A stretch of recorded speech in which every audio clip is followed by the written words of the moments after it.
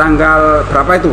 6 dan 9 Agustus 45 kan dibuang itu, Jepang kalah, Jepang menyerah, akhirnya diberikan lagi kepada yang wilayah utara kepada Inggris, yang wilayah selatan kepada Belanda.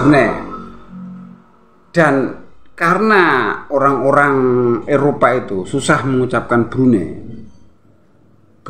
itu menurut lidah mereka sangat susah. Kemudian Brunei itu dirubah-rubah ya, Borneo, akhirnya Borneo. Nama Borneo.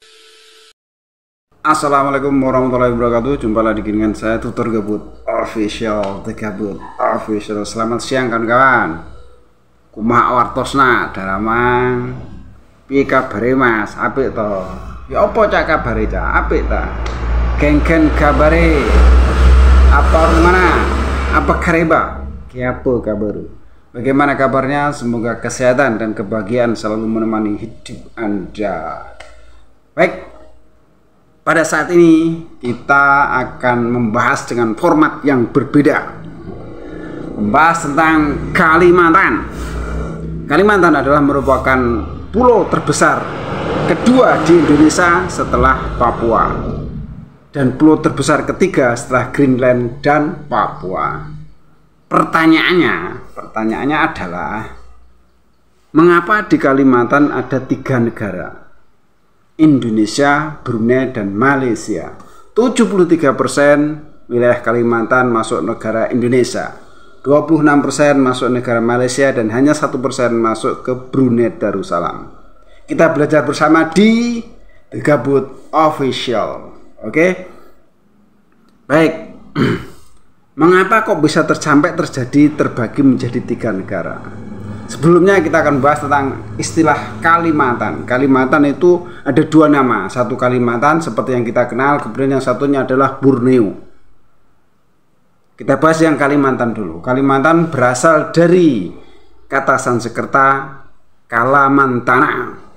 Artinya pulau dengan udara yang membakar, pulau yang sangat panas. Kita tahu semua bahwa di Pontianak itu dilewati garis khatulistiwa, jadi sangat panas. Begitu kawan.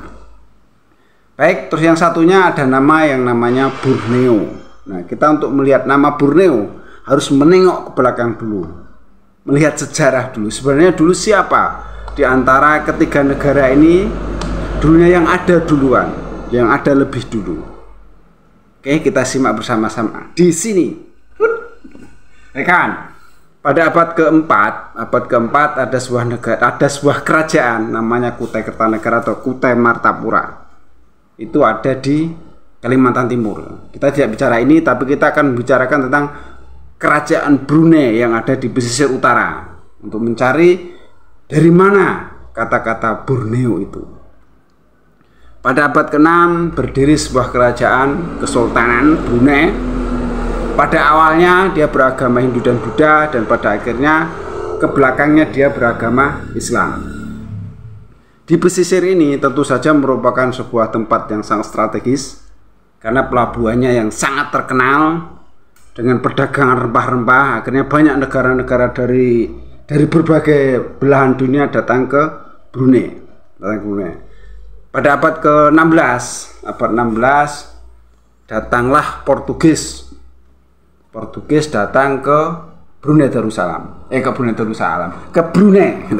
kerajaan Brunei. Dan karena orang-orang Eropa itu susah mengucapkan Brunei itu menurut lidah mereka sangat susah. Kemudian Brunei itu dirubah-rubah ya, Borneo, akhirnya Borneo. Nama Borneo lah yang akhirnya terkenal di kawasan internasional. Dari Brunei salah ucap atau mungkin kesusahan orang Eropa menyebut Brunei, dia menamakan Borneo. Itu awal muasal dari kata Borneo, kawan. Oke. Kemudian setelah abad ke-16, abad 17 ini kedatangan daripada Inggris dan Belanda di wilayah utara di antara mereka orang-orang Eropa itu punya perjanjian bahwa di wilayah utara Kalimantan itu dikuasai oleh Inggris dan wilayah selatan dikuasai oleh Belanda.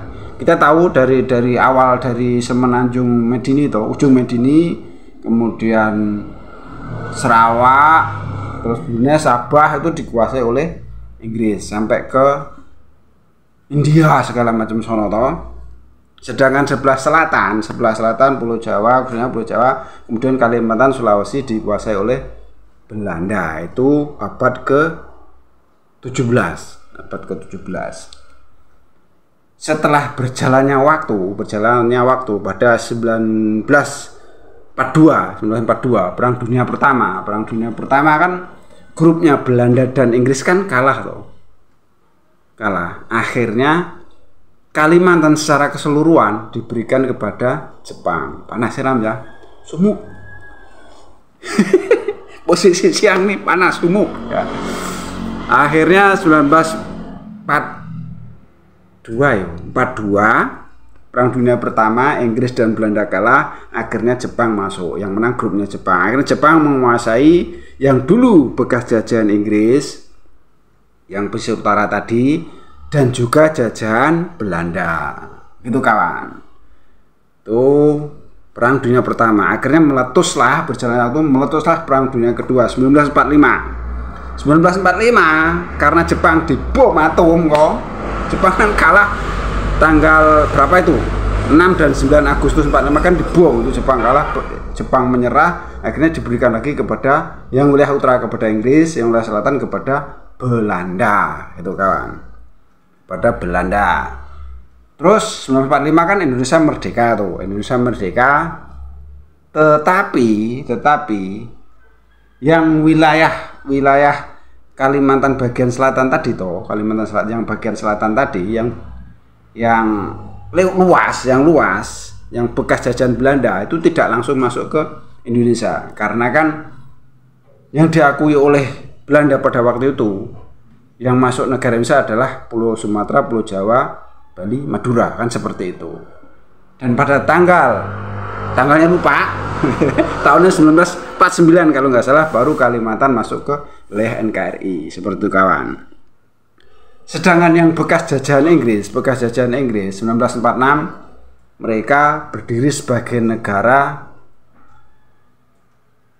Federasi Malaya 1946. Kemudian pada 13 Agustus 1957 kan merdeka, berubah namanya menjadi Malaysia, sebagai Malaysia itu. Berjalannya waktu, Sarawak, Sabah masuk ke Malaysia, tetapi satu tempat yang namanya Brunei itu tidak mau masuk ke Malaysia. Karena Brunei punya pendirian yang Malaya saja, yang Semenanjung ujung Medini, terus Sarawak, Sabah bisa merdeka, berarti Brunei juga bisa harus merdeka, karena pemahaman seperti itu kawan. Pada tahun 1959 sebenarnya dari pihak Malaysia juga pernah menawarkan agar Brunei masuk, tapi dia tetap tidak mau, tetap kekeh. Ya ini biarpun negara kecil tapi kekeh ya, wilayahnya kecil. Cuman 1% tadi ya, wilayahnya kecil tapi tetap pengen merdeka sendiri. Akhirnya pada tahun 1984 kalau nggak salah ya, kalau nggak salah dibenerin ya, 1984 Brunei merdeka dengan sendirinya, diberi oleh Inggris toh, dibersahkan Inggris dan merdeka pada 1984. Nah tanggalnya bulannya saya lupa, tahunnya segitu kawan, nanti dibenerin kalau ada yang salah ya. Kita belajar sejarahnya gaya tutur gabut seperti ini kawan. Jadi sejarahnya seperti itu. Kemudian 1984 Brunei Darussalam berdiri sebagai negara sendiri, berbentuk kerajaan namanya Brunei Darussalam, begitu kawan. Jadi untuk wilayah modern sekarang, Kalimantan itu satu-satunya pulau yang dimiliki oleh 3 negara. 73% dimiliki oleh Indonesia, 26% oleh Malaysia, dan hanya 1% oleh Brunei Darussalam. Tapi meskipun 1%, kerajaan ini kerajaan yang luar biasa, kaya raya kawan, karena di situ ada minyaknya. hampir semua yang ada di Brunei itu untuk rakyat itu hampir bisa dibilang gratis lah ya. Ceritanya seperti itu. Kalau ada yang salah nanti bisa dibenarkan. Oke. Belajar sejarah di Turgabut cukup sekian. Ada salah-salah kata mohon maaf. Ada yang baik ambil sebagai pelajaran. Yang jelek buang saja. Nanti bisa komen, bisa diperbaiki. Sesuatu yang belum ada bisa dikomentarkan. Kalau ada yang salah nanti bisa dibenarkan. Kita bisa diskusi bareng-bareng. Oke? Belajar bersama di Turgabut Official. Wassalamualaikum warahmatullahi wabarakatuh.